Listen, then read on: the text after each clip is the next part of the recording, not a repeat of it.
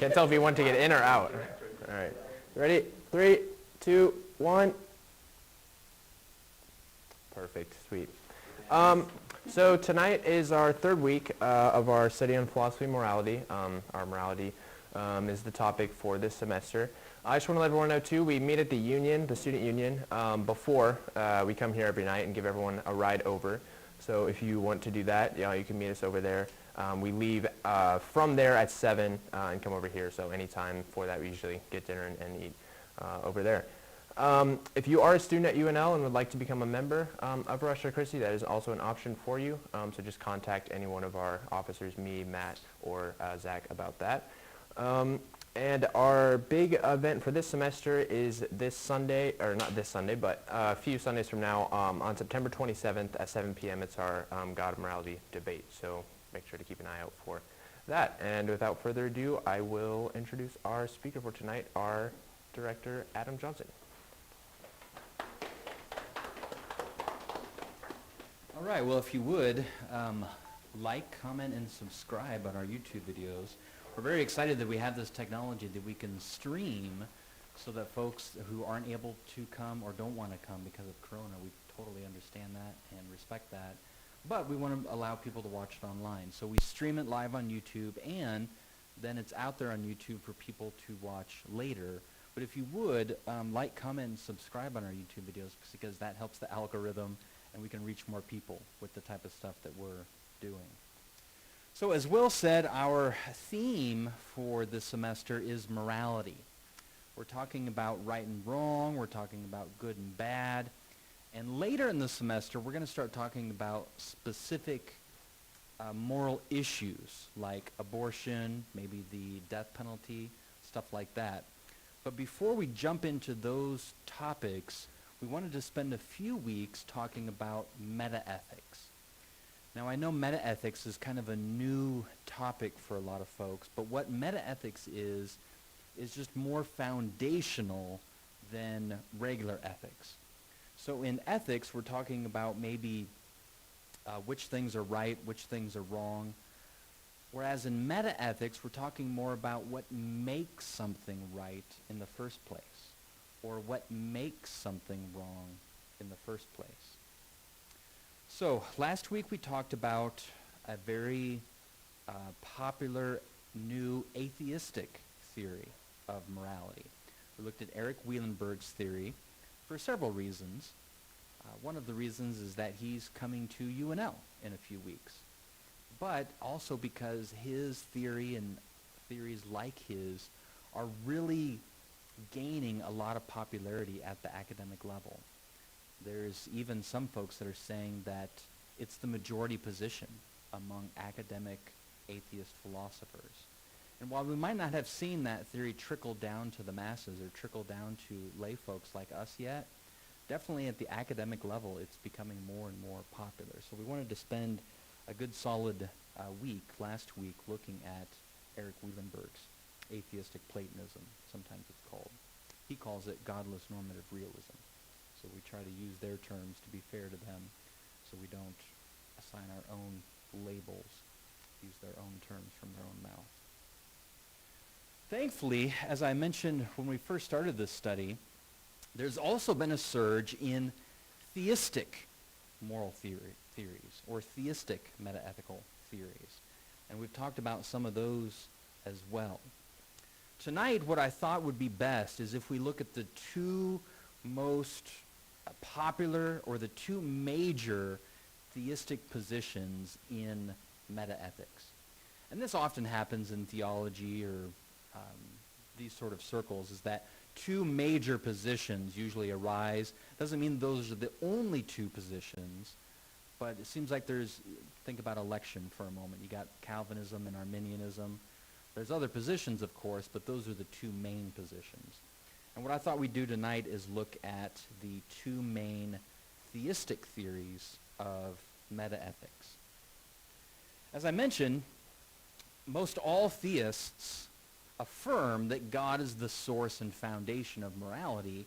They just disagree on exactly how God plays that role. So we're going to look at these two major positions.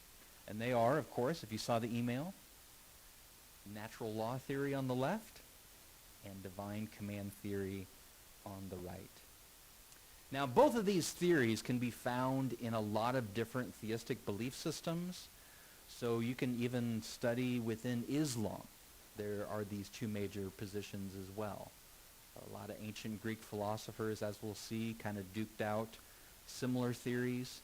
So a lot of theistic belief systems throughout history have kind of come to these same two different conclusions as well. But of course, Ratio Christi is a Christian group. I'm a Christian. So we're going to be focusing at least on the Christian expression of these two theories, how they've developed within Christian theology. Now, before we dive into, we're going to do natural law theory first. Before we dive into them, it's important to understand that every meta-ethical theory, whether it's theistic or atheistic, it doesn't matter, every meta-ethical theory tries to explain two things. This is a really important distinction to keep in mind, and you'll see how it comes into play, especially with these two theories. But these are the two things that every meta-ethical theory needs to try to explain. The first one is moral value, okay? And that simply is what makes something good or bad. The other thing that needs to be explained is moral obligation. This is more of the oughtness of morality, or the shouldness of morality. Sometimes people call it our moral duties. And this is a little bit different than moral value. So within moral obligation, we're asking the question, what makes something right or wrong? Now, you might think for just a moment, what's the difference? And as lay people, we often just use these terms interchangeably. But let me illustrate that there is a difference here, and it's an important difference. So think about something that would be good to do, right, morally good, but wouldn't necessarily be obligatory, okay? So for example, let's say we all as a group decided to build an orphanage. I think most everybody would agree that that's a good thing to do, right, morally good, but I don't think anybody would say that we are obligated to do that. Maybe in a certain situation we would be obligated, but just generally, none of us are obligated to do that. However, if we did it, most people would say that was a good thing to do. So you want to have a theory that is able to explain both moral value and moral obligation. Okay? So with that in mind, let's jump into natural law. Now, a lot of people use the term natural law just to mean objective morality. So whenever you're having a conversation with somebody and they use the term natural law, it's important to ask, what do you mean by that? Because if you reject natural law, right, let's say after tonight we've evaluated natural law and you say, no, I don't think that is true, and you're having a conversation with somebody who just uses the term natural law to mean objective morality, and you say you reject natural law, what they're hearing is that you reject objective morality, and you don't want that miscommunication going on. So sometimes natural law is just used, especially in Christian circles, just to mean objective morality. But it's actually a very sophisticated and involved meta-ethical theory. And that's how we're going to be evaluating it tonight, as this meta-ethical theory called natural law. So according to natural law, let's start with moral value.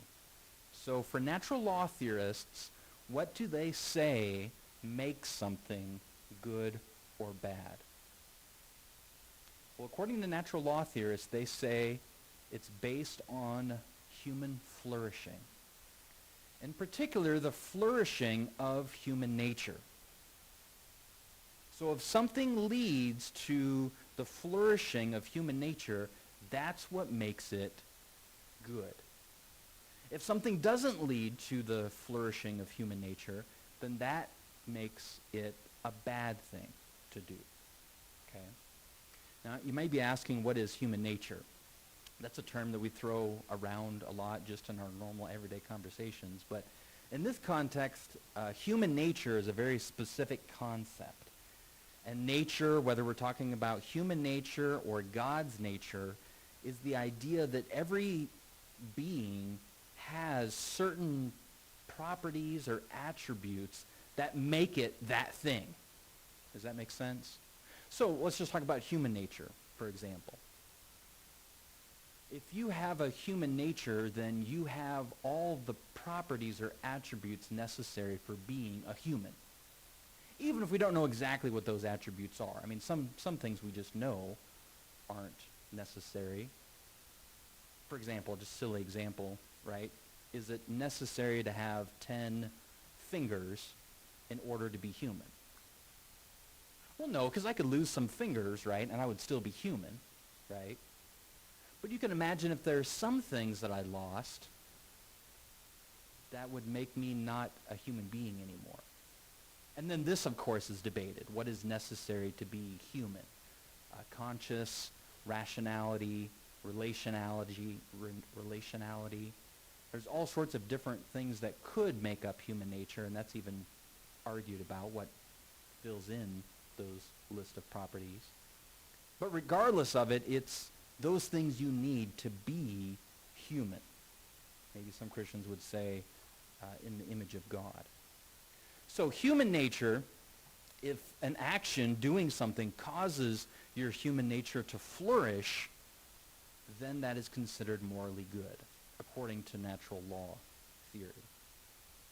So I'll give you some quotes. This is from Evans, and he's not a natural law theorist, okay? He would lean more towards divine command theory, but I think he gives a good summary. He says, natural law theorists offer an Aristotelian-inspired account of the good for humans in terms of what completes or perfects human nature, or that enables human flourishing.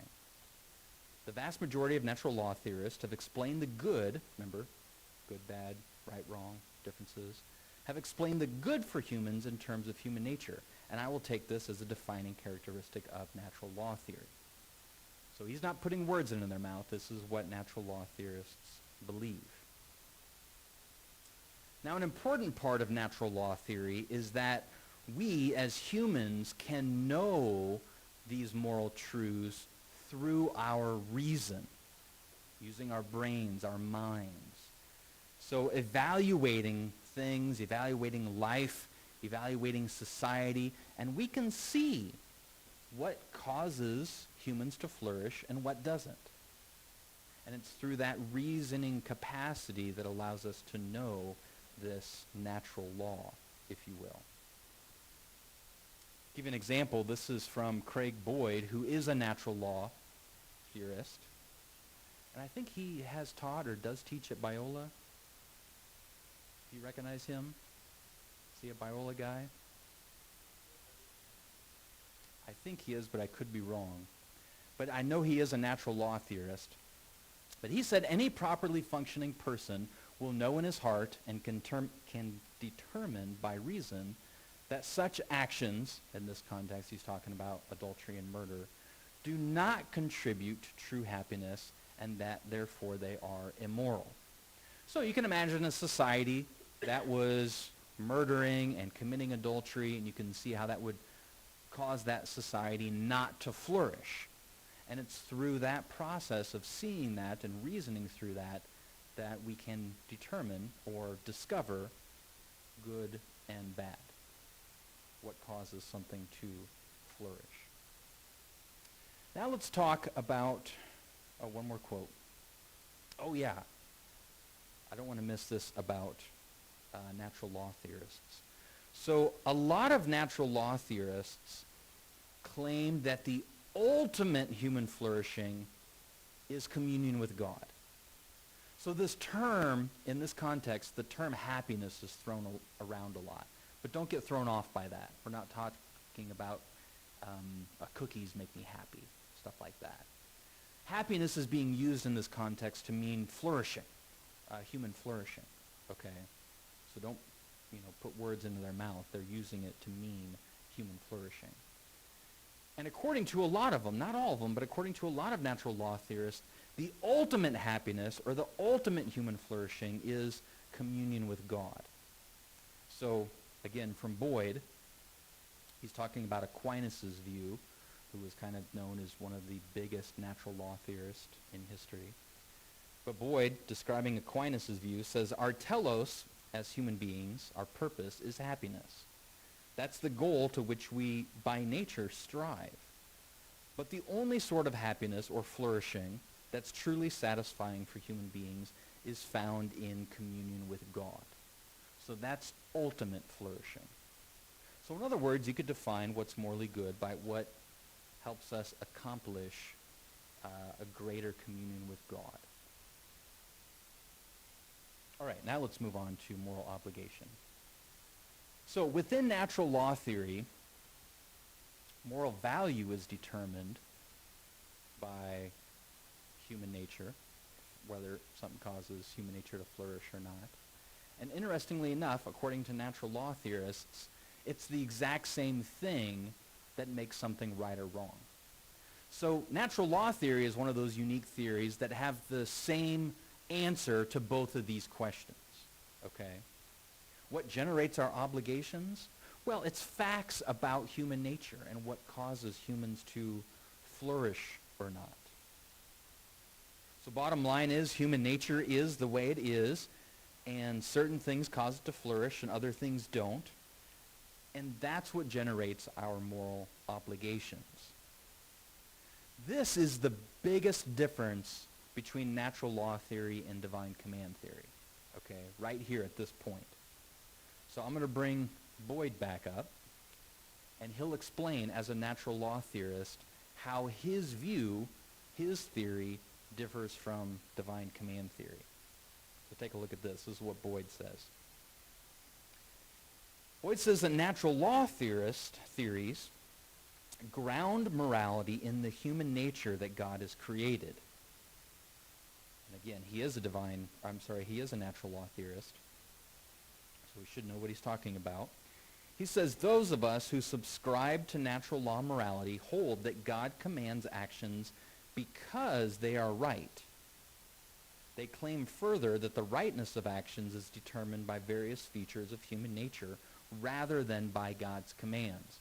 You can see the divide here, I trust, between natural law theory and divine command theory. If you can't, then I think this last quote will drive it home. Here is the important point. What makes an act right or wrong is whether it does or does not contribute to human flourishing. That's what causes something to be right or wrong, not divine commands, human flourishing. God knows what causes human flourishing or not. God knows these things. He knows what's right or wrong. And then he commands and forbids accordingly. So do you see what's driving right and wrong here? What's driving right and wrong are not God's commands, but whether something causes human nature to flourish or not. That's the driver. That's the theory. And God's commands are just telling us what causes humans to flourish and what doesn't. So that's the big difference between natural law theory and divine command theory. So I'm going to take a break and let you guys discuss for a while, and you could jump over here. There's plenty of room right here in front of the couch. And you guys maybe can split up into two groups back there, move the chairs if you need to. Or some of you might want to jump up to our video guys over here. But have some good conversation about natural law theory. Have you heard of it before? Have you understood it like this? Do you think it's true? Why or why not? And then start thinking through maybe some red flags that came up for you, or what objections would you have to this theory. All right, go ahead. I'll give you a few minutes.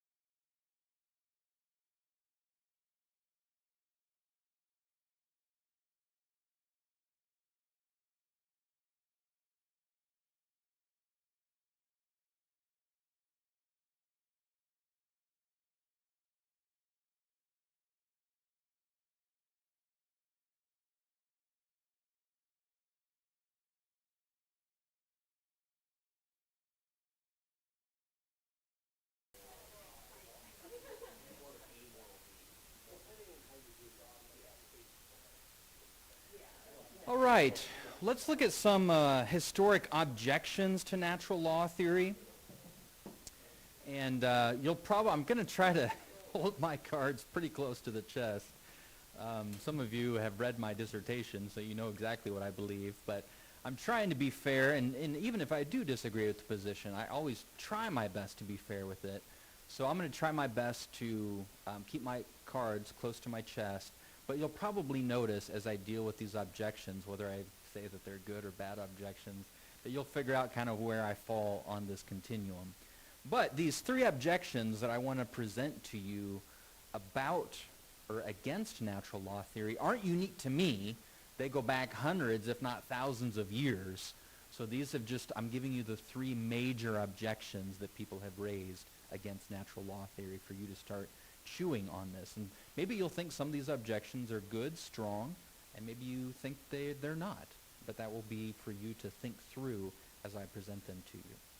So the first objection that a lot of people have to natural law theory is that it's possible, not necessary, but possible within natural law theory to leave God completely out of the picture.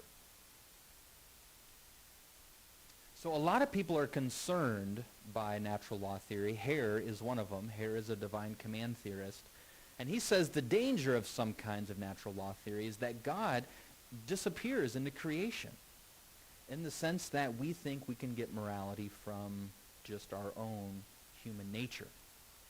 And he's not too far off the mark because there are some atheistic natural law theories, if you can believe that. So again, an atheist could affirm natural law theory and just say, look, what's good is what causes humans to flourish, and what's obligatory is what causes humans to flourish. Human nature, humans, and they never have to bring a God into the picture. So there are, there are actual atheists, atheistic natural law positions. Let me say it that way.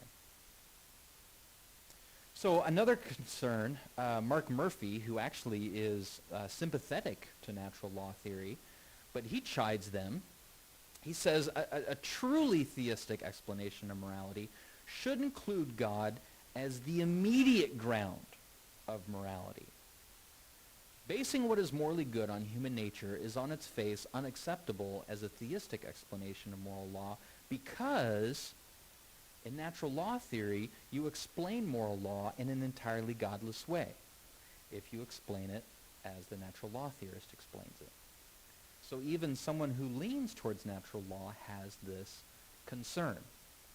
Now this is a historic concern that a lot of divine command theorists have thrown on natural law theorists. But I think natural law theorists have a good pushback to this objection, okay? So a lot of natural law theorists will push back against this and say, no, God doesn't disappear in our theory. And this would be the theistic natural law people, of course. They would say, no, God plays a very important role in our theory because it is he, God, who created human nature to be the way it is. So as the creator, God ultimately is the foundation of morality because he's the one who made human nature to be the way it is, which fixes moral truth. The human nature is what fixes it, but God created and chose human nature to be a certain way. So that's how God plays an important role. Give you an example. So this is Hugo Grotius, I believe it's pronounced. He is the father of modern natural law theory. And he wrote that even that natural law of which we have spoken about, although it does proceed from the internal principles of man, may yet be rightly ascribed to God because it was by his will that such principles came to exist in us. He's the one who created human nature the way it is. So God is the ultimate foundation of morality, not human nature. Now this doesn't satisfy the divine command theorists, right, who are pressing this objection. So Evans, a divine command theorist, he agrees with Murphy that to give a satisfying account of morality as a whole, we need God to play a more central role than simply as the creator of natural kinds that determine the good. So the natural law theorist wants to say, God is the creator of human nature, plays a central role. And the divine command theorist says, no, that's not a very central role. So then it comes, how do you define central role? But that's where the conversation goes. Let's move on to the second objection. This one's a little bit interesting. A lot of natural law theorists kind of scratch.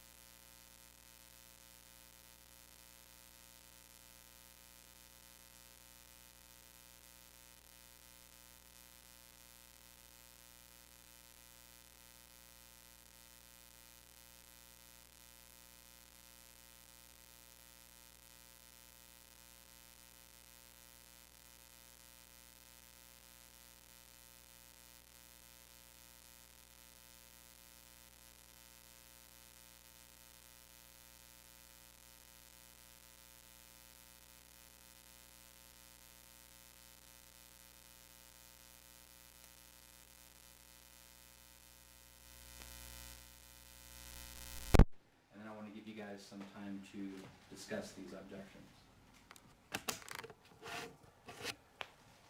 Some people reject natural law theory because it leads, according to them, to the absurd conclusion that God is not a moral being. And whereas maybe this objection, objection number 2, is divine command theorists claiming something about natural law theory, that it leads to a nefarious conclusion that's not good, this conclusion is actually affirmed by a lot of natural law theorists. And I'm going to show you that a lot of natural law theorists affirm that God is not a moral being. And a lot of Christians would just say that's an absurd conclusion, so something has gone wrong in your reasoning. So let me give you some examples of natural law theorists who affirm this. All right? You need to pause for a little bit? Yep. So the first natural law theorist, this is Richard Howe. He was one of my professors at Southern Evangelical Seminary. But he's a natural law theorist, and he admits, yes, according to natural law theory, it follows that God is not a moral being. Now, let him explain what he means by that, because at first it sounds shocking, okay? So I said, this is the case because God does not choose a course of action to perfect himself. God can't be perfected because he already is perfect. He already is infinitely perfect. Another big name in natural law theory is Davies. I don't have a quote from him, but Davies argued that it's inappropriate to call God a moral being. It's inappropriate to call God morally good, and it's inappropriate to call God a moral agent. So if you haven't picked up on the reasoning yet, let me lay it out here in a simple argument, okay? So according to natural law theory, moral good is that which leads a being to flourish, okay? So let's say for an angel, what is morally good for an angel is what leads to the flourishing of angelic nature. And we're talking about human nature for the most part tonight.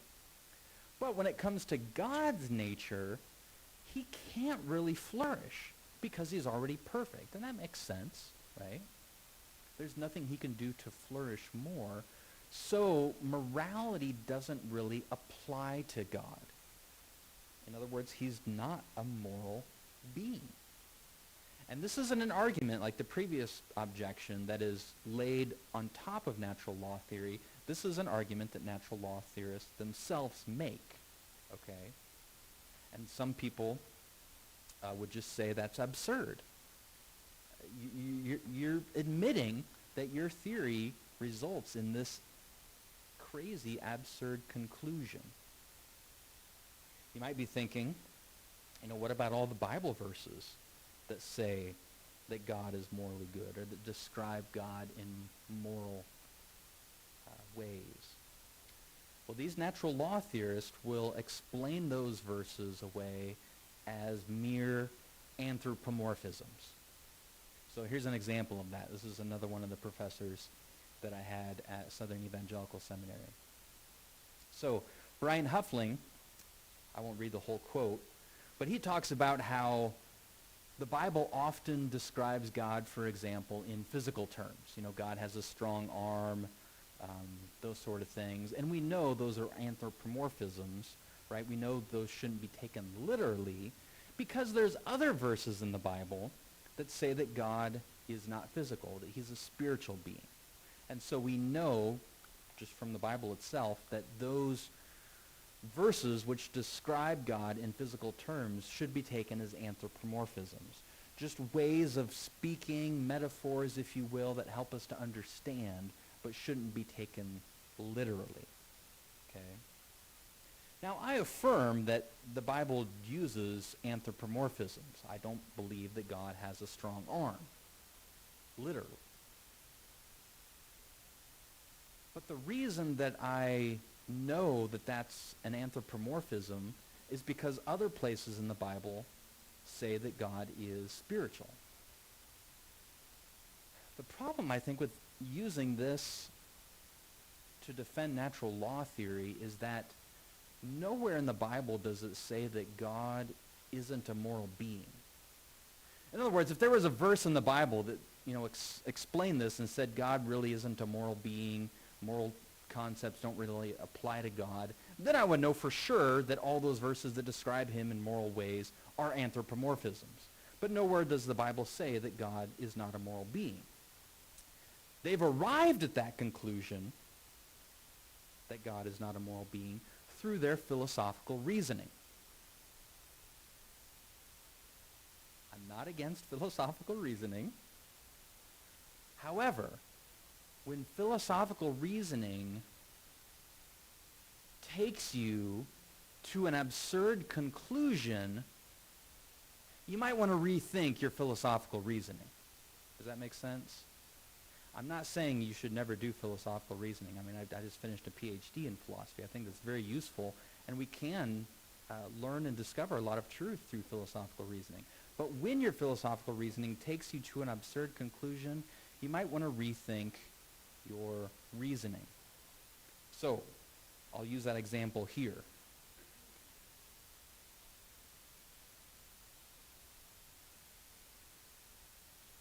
If you define moral good this way, in premise 1, if you define moral good as that which leads to a being to flourish, then I think the conclusion follows. I think Hal is exactly right. So the logic here is good, right? The logic here I would affirm. Of course, if that's how you define moral good, then sure, God's not a moral being. But the key question is premise 1 correct? Is that the right way to define moral good? And again, if your conclusion results in an absurdity, as I see it, and it results in you having to try to explain away hundreds and hundreds of Bible verses, I would think that would cause you to go back and rethink your first premise and rethink if that's really the best way to define moral good. So I'll let David Baggett wrap up this objection. He's concerned about this aspect of natural law theory as well. So David Baggett, he says, this further denial of God's goodness is exactly where Davies is most vulnerable to criticism. Davies here would be the biggest name in natural law theory making this claim that God's not a moral being. The way he defines his terms, like I just said, the way that Davies and these folks define their terms, he's not wrong, but the sober fact is that his definition of moral goodness is overly narrow. So again, the logic might be good, but the first premise is what's off, the definition of moral goodness. So Davies ends up denying rational ascriptions of moral goodness to God in a way that just invites unnecessary misunderstanding and leaves the door open to things that should never be admitted. Now, I think the Baggett is being very nice here. I'm much more comfortable saying this is just an absurd conclusion that natural law theory results in. Okay, so those are the 3 main objections to natural law theory, and I'll let you chew on them for a bit and discuss them. Which one do you think is the strongest? Which one do you think is the weakest? Are you still a natural law theorist? Have you moved? Would you still defend it? What do you think and why? So go ahead and discuss for a few minutes.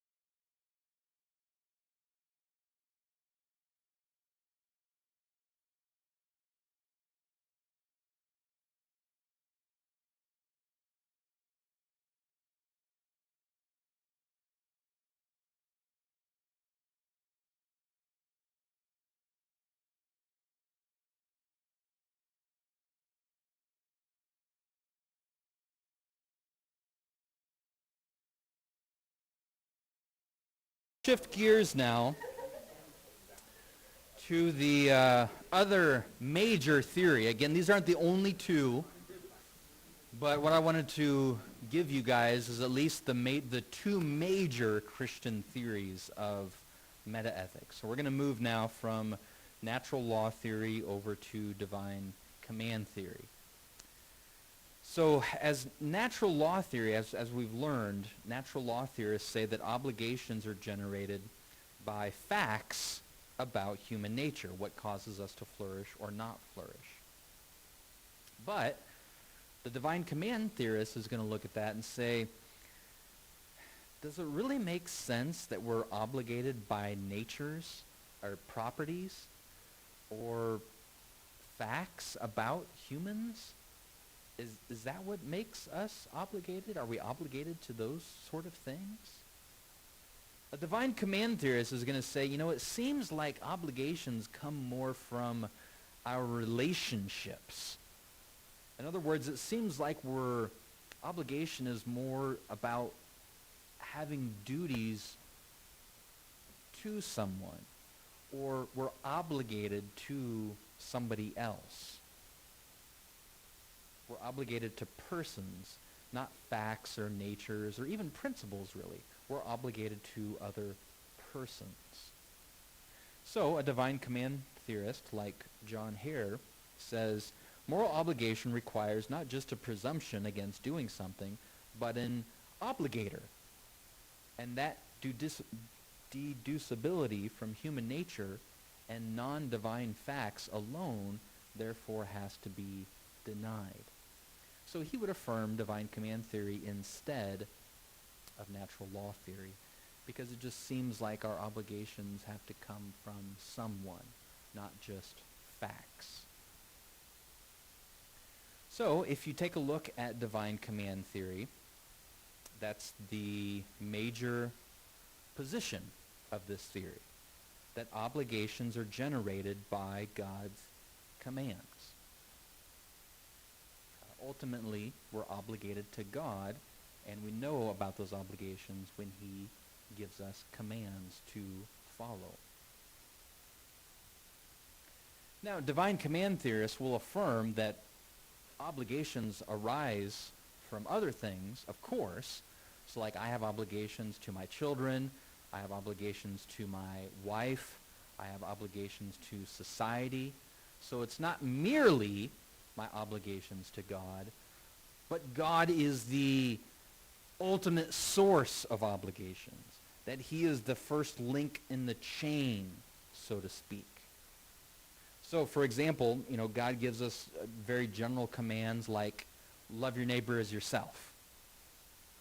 And then the various relationships I have with different people generate different obligations. So let's say maybe I'm more obligated to my family than I am my neighbor. And I'm more obligated to my neighbor across the street than I am maybe somebody on the other side of America. Right? So the different relationships generate different obligations, but God is the ultimate head or the ultimate link in the chain, such that if there was no God or there weren't any general divine commands, we wouldn't have any obligations, according to divine command theory. Now, what a lot of people forget or don't understand is that divine command theory is only a theory of moral obligation. Okay? So divine command theory doesn't have really anything to say about moral value. Divine command theory only proposes an explanation of moral obligation, what makes something right or wrong. So, it's been pointed out that you can combine other theories of moral value with a moral obligation theory of divine commands. Does that make sense? So you could bring in other theories, you have to bring in some other theory to explain moral value, because divine command theory is only trying to explain moral obligation. So, for example, Evans, we've seen it several times tonight, Evans points out that you can actually combine the two theories. You can have a natural law theory of moral value. What's good or bad is depending upon human flourishing. But then a divine command theory of moral obligation. What makes something right or wrong. And there are those who hold this. Now, most of the time, if you find somebody who's affirming natural law theory with moral value, they're going to also affirm that for moral obligation too. But this is a possibility.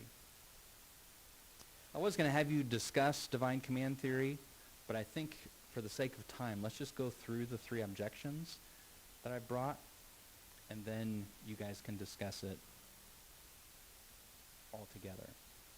So here's the first objection that a lot of people raise, and this would be an objection not only from atheists like Eric Wielenberg, but also an objection from natural law theorists. Okay, so it's a very common objection to divine command theory. They would say, look, people that don't know about God's commands or don't even believe that there is a God would then not have any moral obligations.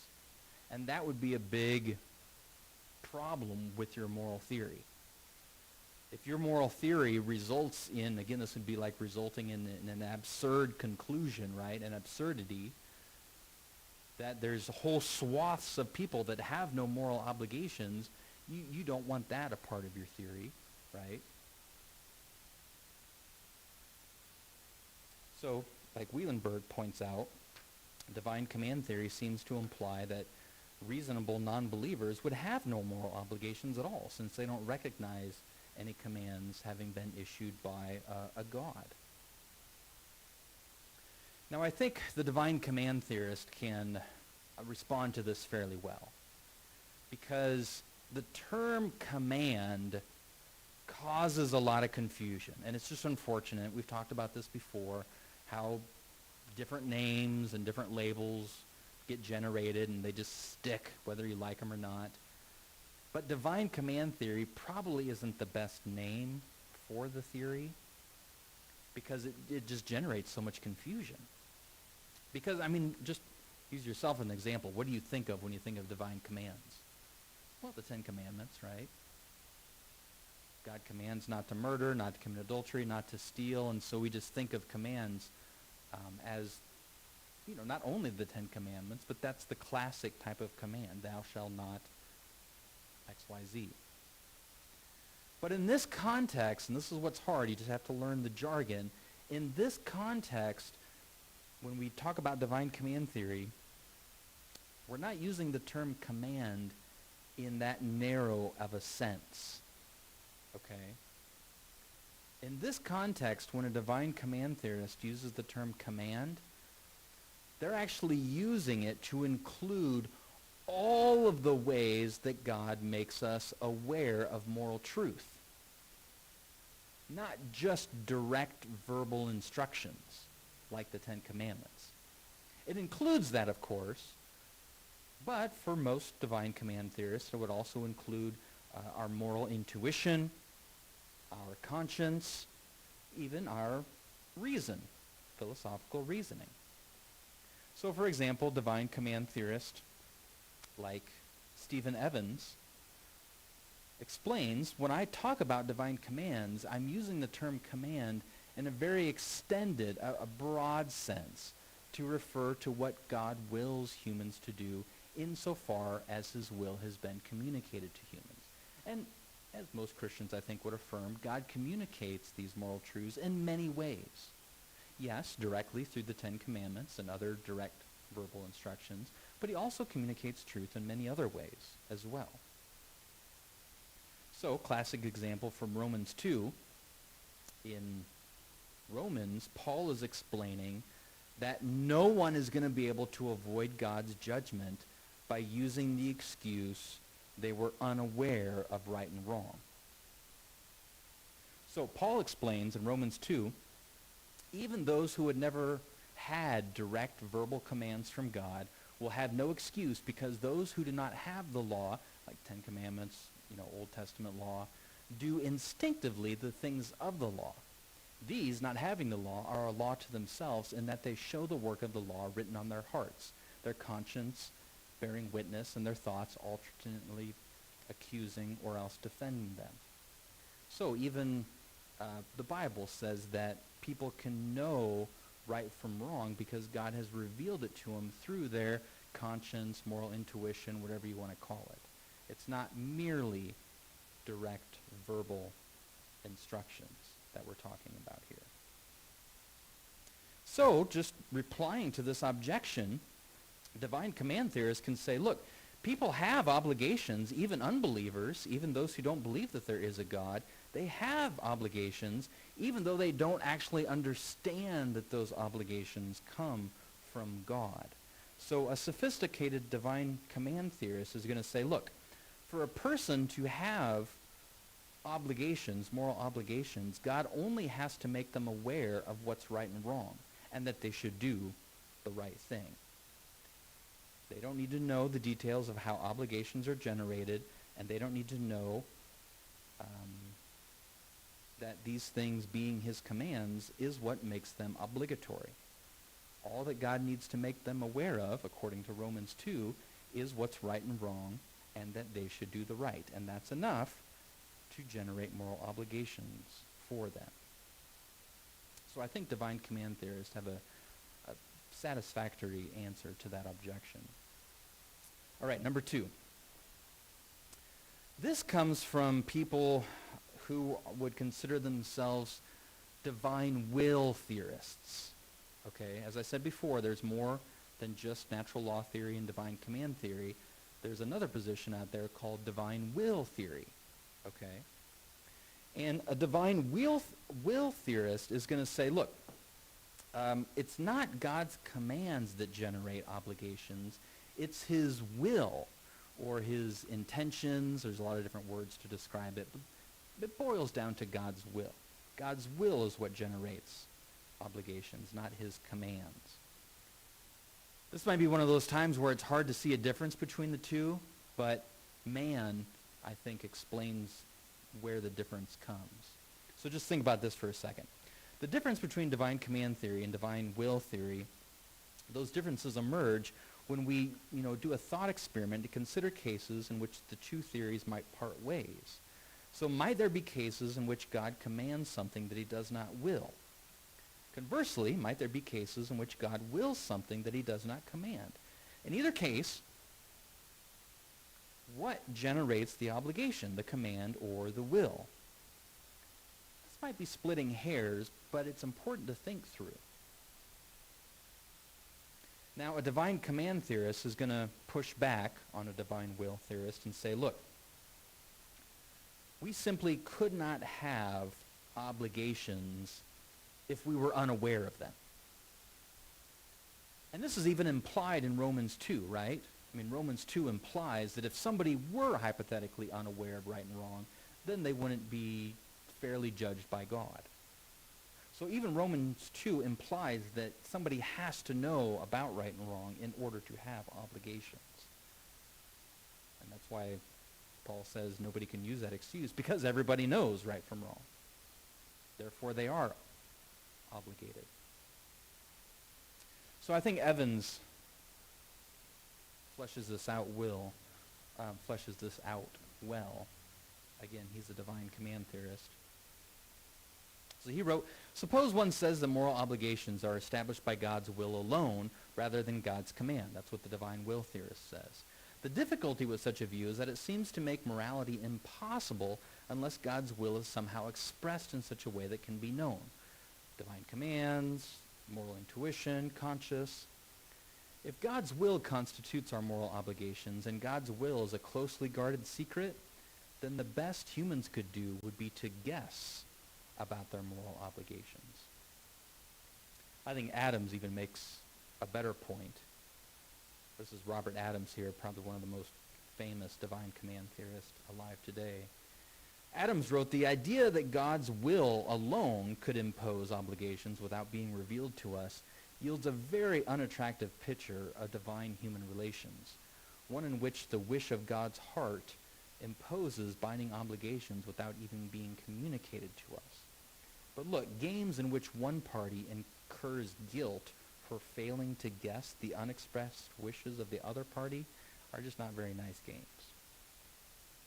So I think this is a good and strong reply to this objection.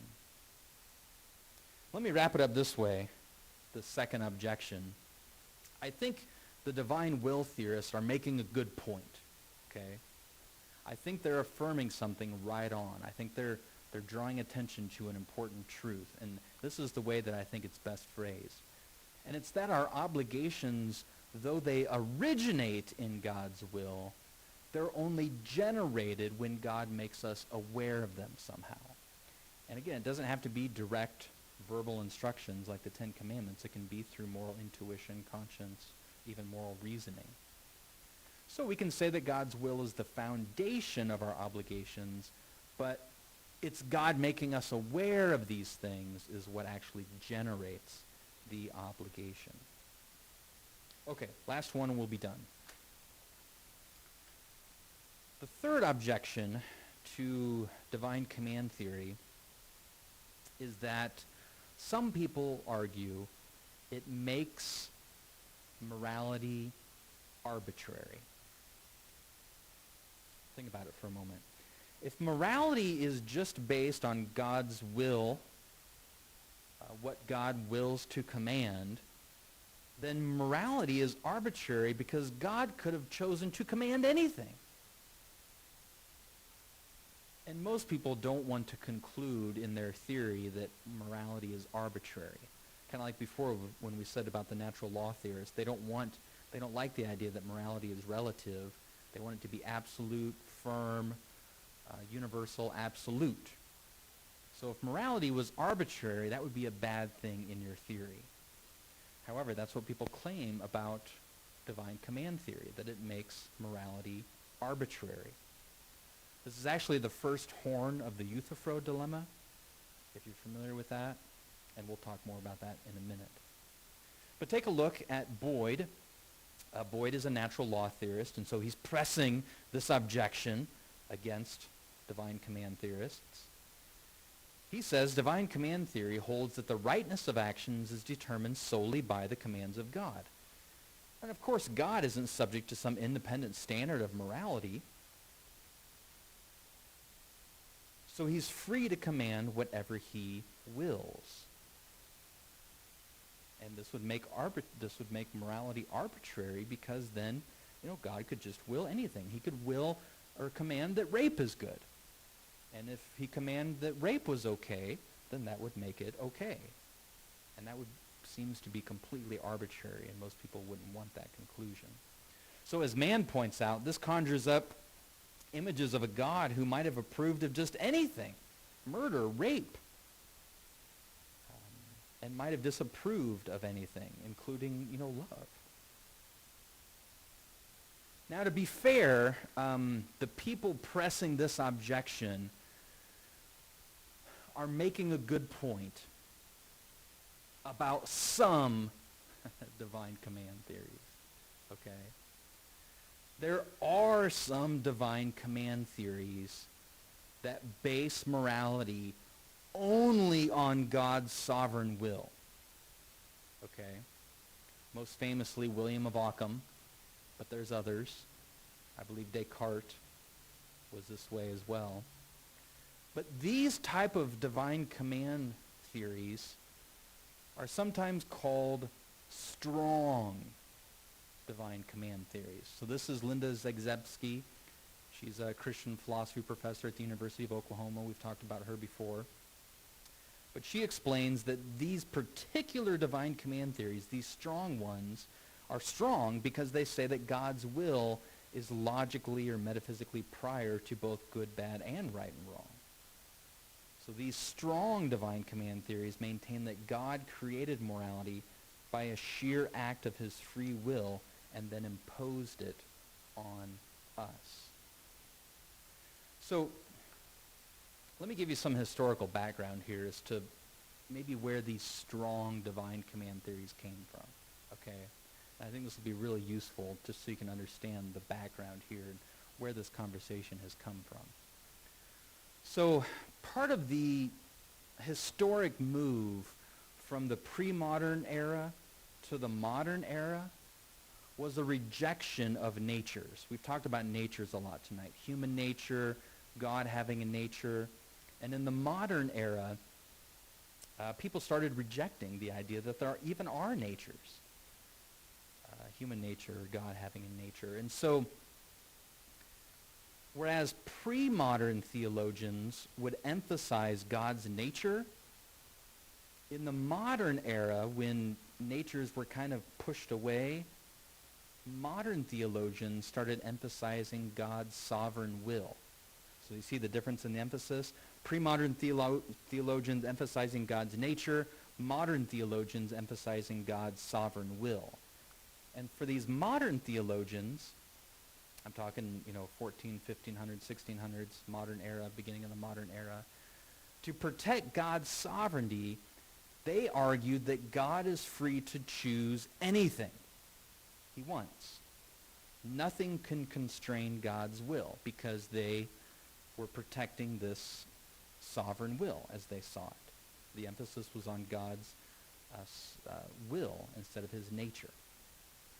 As a side note, most all the Protestant reformers inherited this mistake of the modern era, and it led to all sorts of, as I see it, theological problems. But in the context here of this meta-ethical conversation, when natures were rejected, God having a nature, humans having a nature, when natures, the idea of natures were pushed aside, of course, natural law theory fell away too, and nothing was left to base morality on but God's sovereign will. And if that's how you view it, you're going to have a very strong divine command theory that says, yes, God is sovereign and he can declare that anything is morally right or wrong because they wanted to protect that will. Just some historical background here. The point I'm trying to make is that just because some people adopted divine command theory because they rejected natures doesn't mean everybody who affirms divine command theory rejects natures. So I'll lay my cards out on the table. I am one of those people. I affirm divine command theory, not because I deny natures. I fully believe in human nature. I believe that God has a nature. So you can affirm natures and divine command theory. But the history is that these strong divine command theories did arise in the context of rejecting the idea of natures. Okay, the last thing I want to point out is this Euthyphro dilemma. And a lot of people, and I have lots of conversations, even at the university, about this Euthyphro dilemma. Because a lot of people have concluded, even philosophy professors, that the Euthyphro dilemma has pretty much destroyed divine command theory. That divine command theory is just a dead theory because of the Euthyphro dilemma. And I won't give you the whole history of that, but the Euthyphro dilemma goes all the way back at least to Plato. So it's an old dilemma. And I'm not the only one who says that. I mean, even Eric Wielenberg says the Euthyphro dilemma doesn't work. So I'm going to try to push back against this Euthyphro dilemma here. As I said, this what we're talking about, this objection that it makes morality arbitrary, is the first horn of the Euthyphro dilemma. So here's what the Euthyphro dilemma says in a nutshell. Okay, the Euthyphro dilemma says, divine command theory is stuck having to choose one of these unappealing horns. You got to have one or the other. So the first horn is that, as we've talked about with strong divine command theories, God could choose to make anything morally right, even rape. That's an absurd conclusion, right? You wouldn't like that. We'd try to avoid that because it makes morality arbitrary. Well, the only other option, according to the Euthyphro dilemma, is that there's a moral standard outside of God which constrains him to only command certain things. So there's a moral standard outside of God, and he considers that moral standard when he chooses what to command. But if that's the case, then all of a sudden now you've got this external standard being the foundation of morality, not God. And most theists want to make God the source and foundation of morality. So, as I said, a lot of people think that this is the death nail of divine command theory.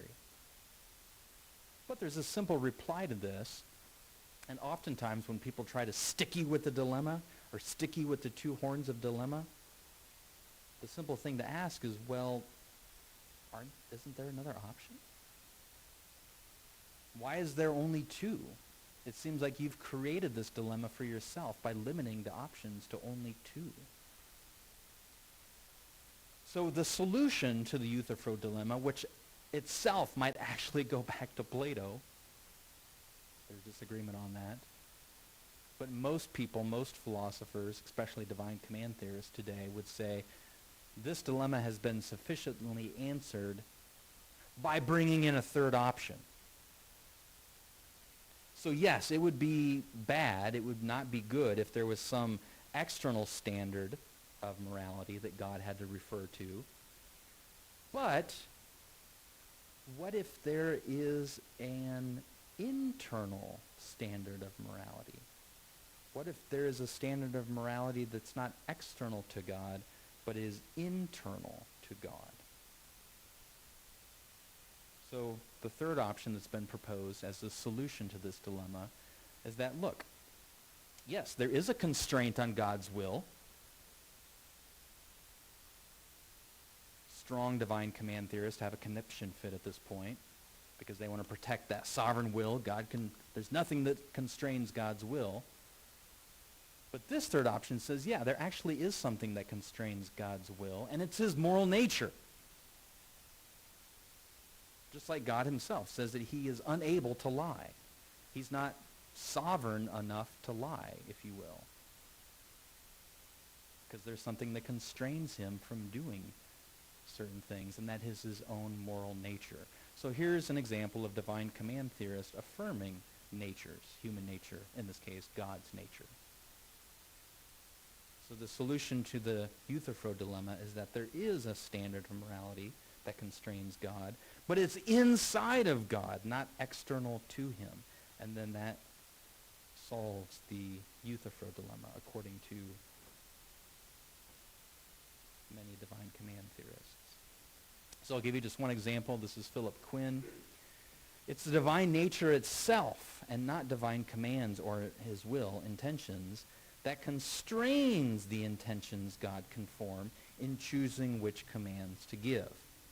Again, a strong divine command theorist is not going to be okay with this because they want to protect God's sovereign will. But I'm a divine command theorist who definitely affirms this. Okay. So,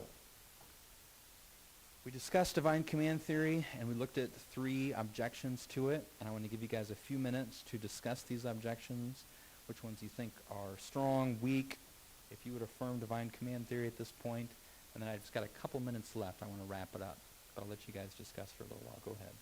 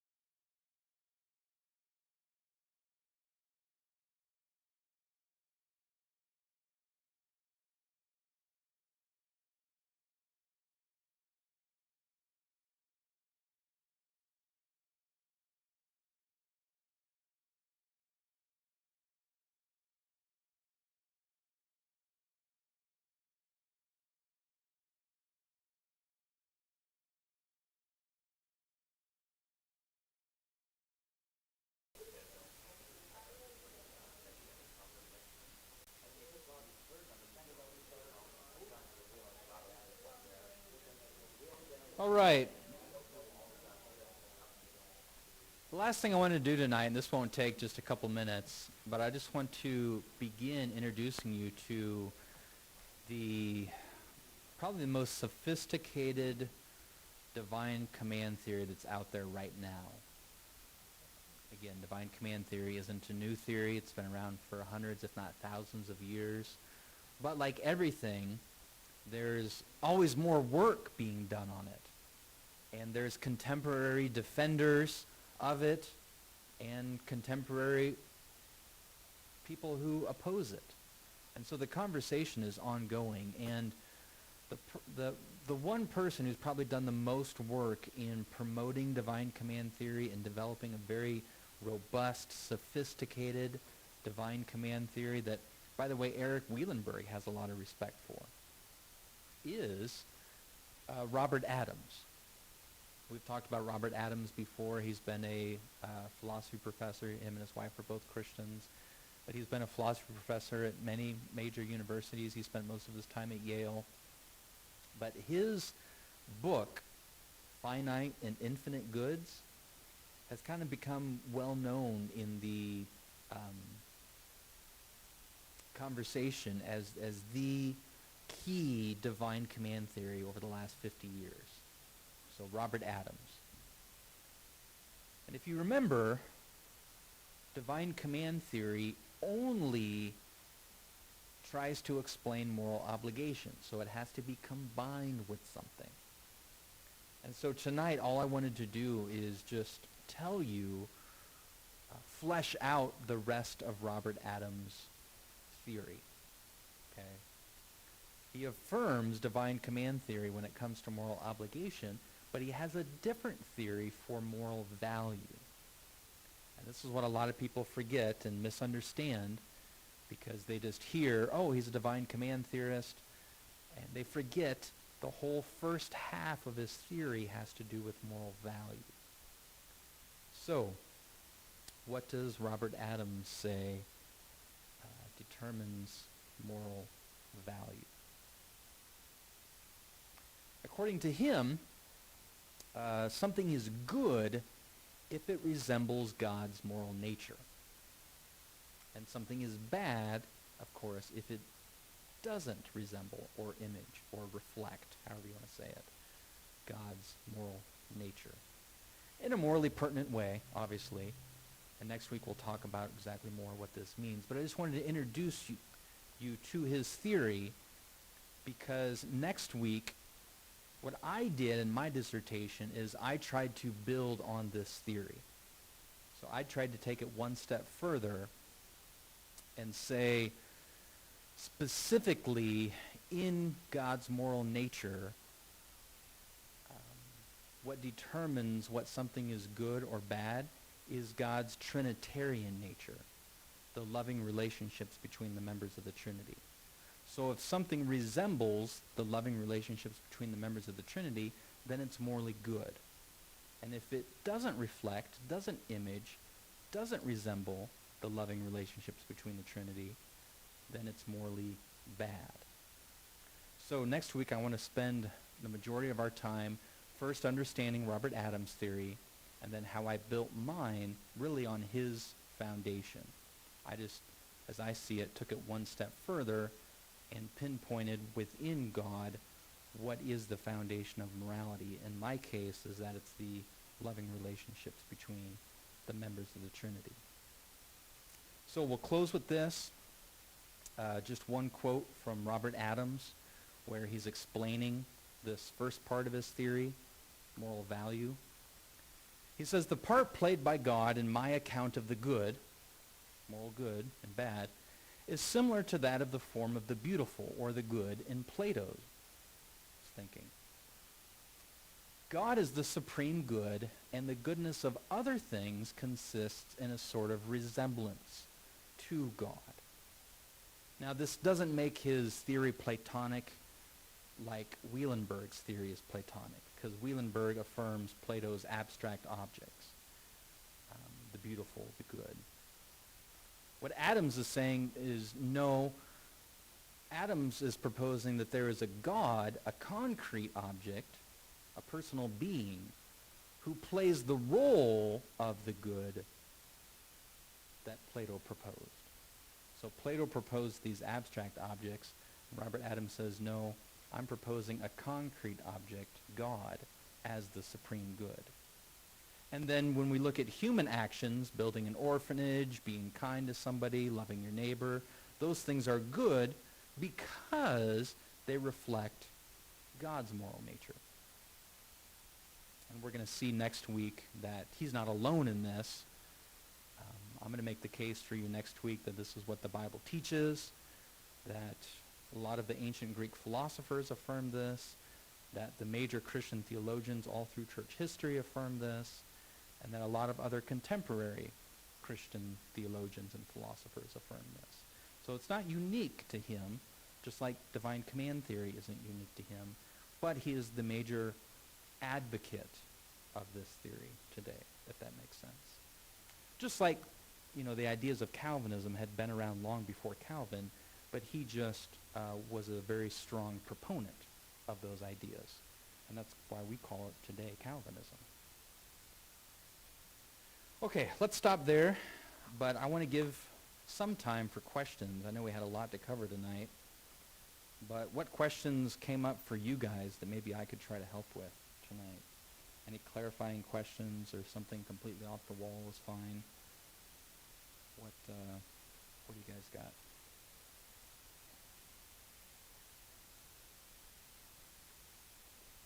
Go ahead, Joel.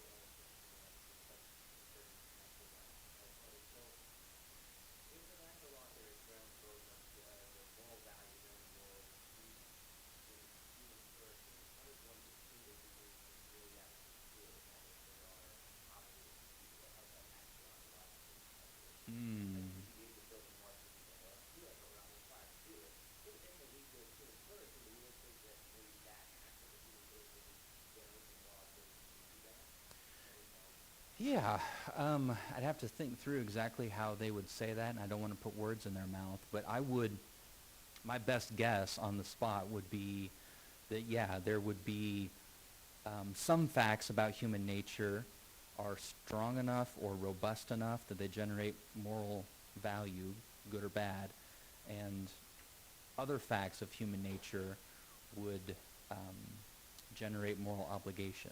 So the classic example, if you're walking down the street and you see a child in flames and there's a big bucket of water there, well, it's facts about human nature, maybe that they're made in the image of God, and facts that you have the ability to do something about it, and it's those facts that generate the obligation to douse the flames and rescue the child.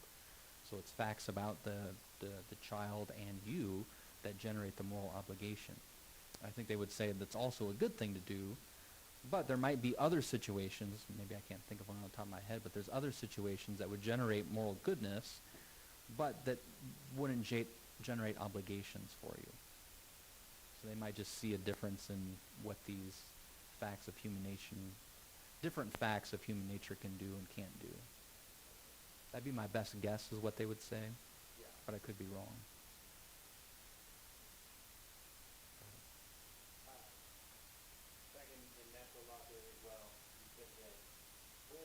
Boyd says that God commands things because they are right.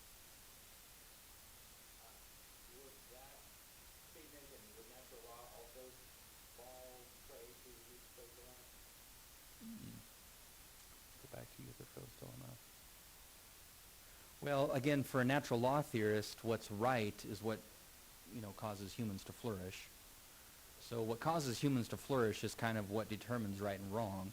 And then God knows, I'm going to talk about God in a human sense, but God sees what causes humans to flourish, or he just knows already. And then he commands those things which are right, which cause humans to flourish. So the flourishing comes first, and then God's commands come because of the flourishing or the not flourishing. So let me try to put that in the Euthyphro dilemma.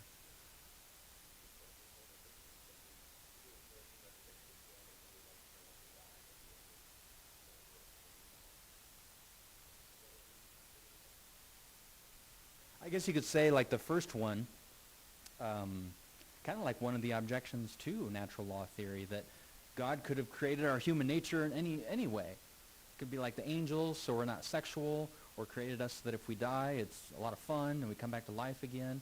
So it might make morality arbitrary, unless a natural law theorist would take the same strategy and say, well, God created our human nature to be a certain way because of his own moral nature. And that helped determine why he created human nature the way it is. So that might be a way for a natural law theorist to avoid that objection that we talked about. Does everybody follow me with that? That was a long thought process, but...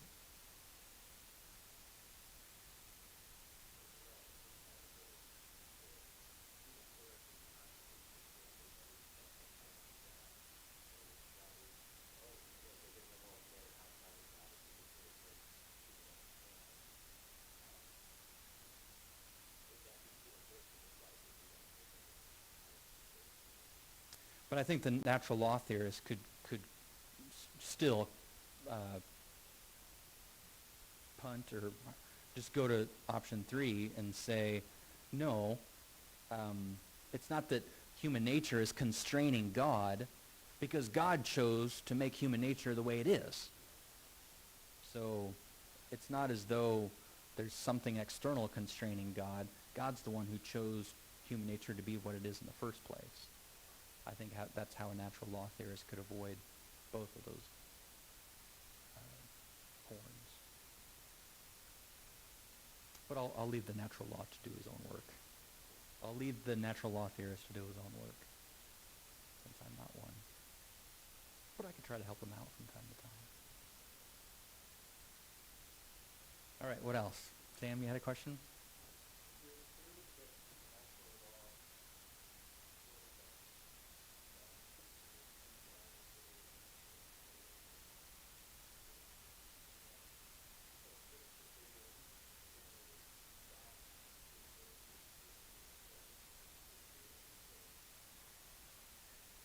Yes, and that's how a natural law theorist would understand it, that he's already perfect, that he's already perfectly flourishing, and therefore there wouldn't really be any concepts that would apply to him that would help him flourish more. At least that's how the natural law theorist sees it. But I understand what you're getting at.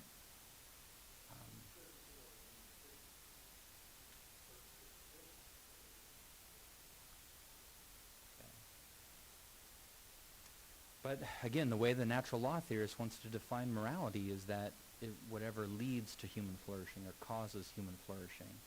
So they would say, even before the fall, if I understand them right, that, certain things would be, even though there was no sin before the fall, some things led to human flourishing more than others.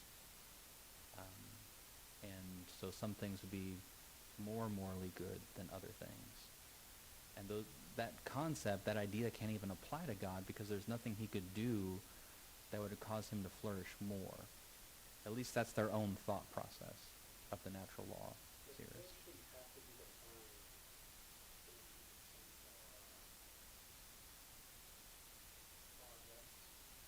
Not at all. Okay. And that's why it's, so what is morally good for an angel would be different. Right. Because angels have a different nature than we do.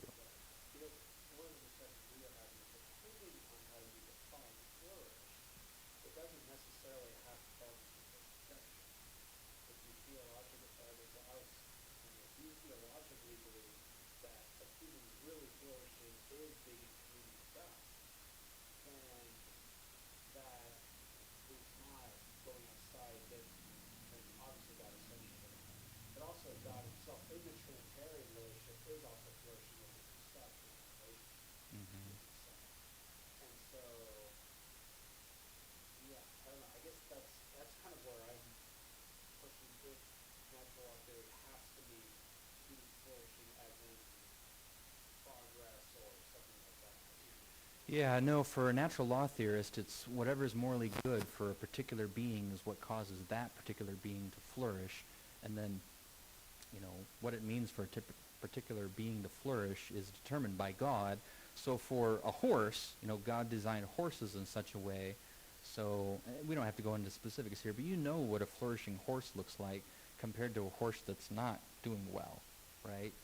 Or a herd of horses that's not doing well. You can see which, a group that's flourishing, and as people, human beings who have raised horses and bred horses, we understand what makes for a good horse. And so horse flourishing is different than human flourishing. And angelic flourishing would be different than... Yeah, because that's the thing too, is that flourishing, yes, God didn't lead us, he doesn't lead us with his plan, he's perfect. But at the same time, the scriptures do talk about God taking delight Mhm. in his communion with us. That's the Father and Son take delight in each other. And so I think depending on how you define, again, flourishing, I think that doesn't have to be in contradiction with how God's infallibility is.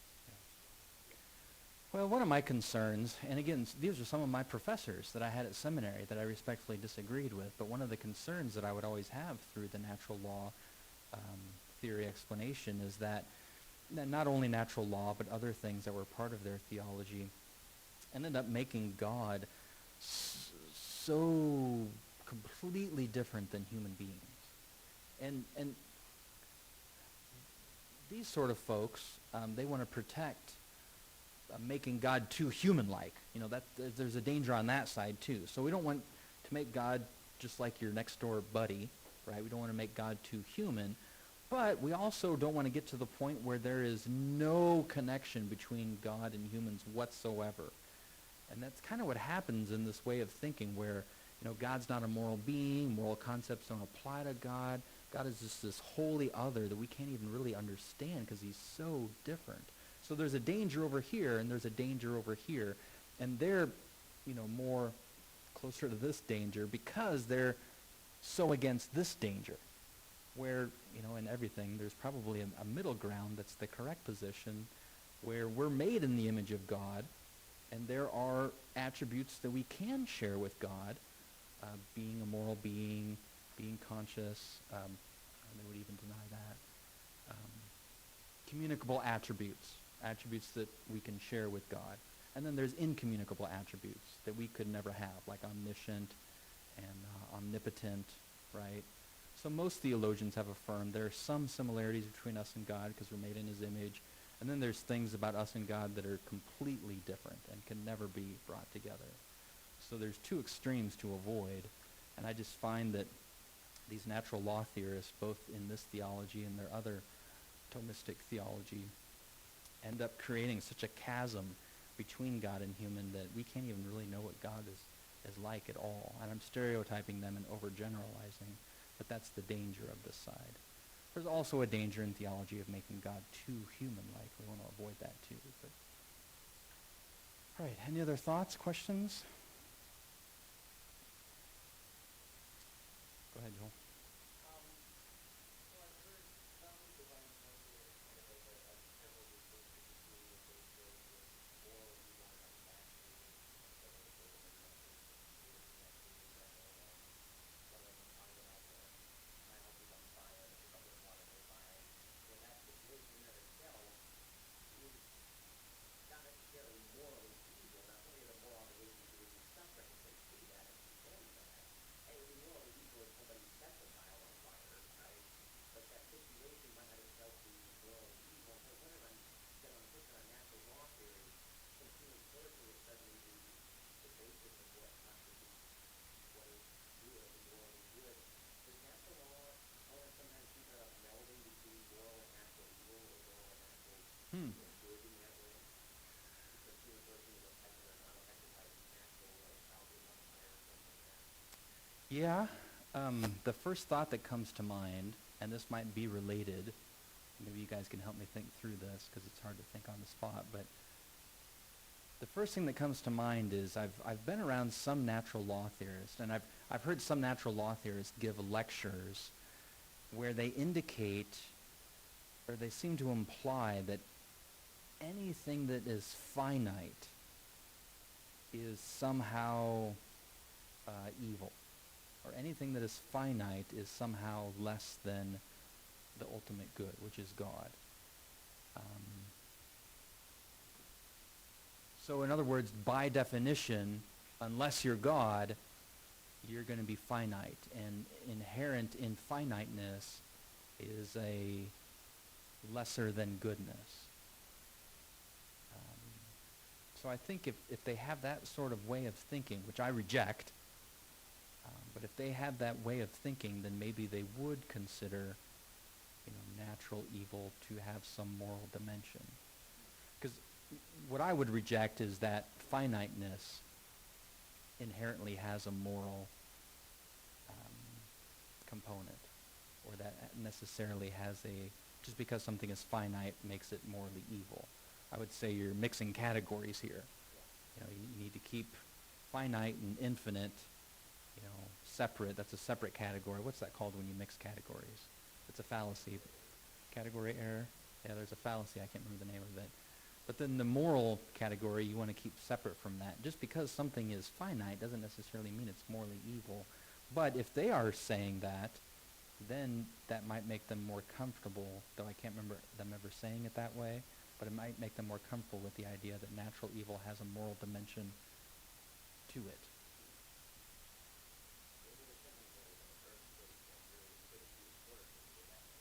Yeah.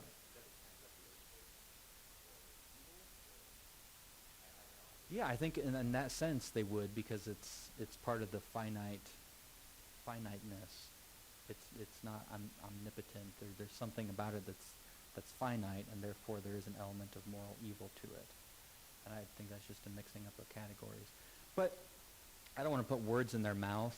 My guess would be, because I've heard natural law theorists say things like, when an animal rapes another animal, or when a dolphin rapes another dolphin, there's not a moral dimension there. That if that happened in the human realm, for various reasons, maybe because we're made in the image of God, I don't know, but that would be immoral. But when animals do that, they don't participate in the moral dimension.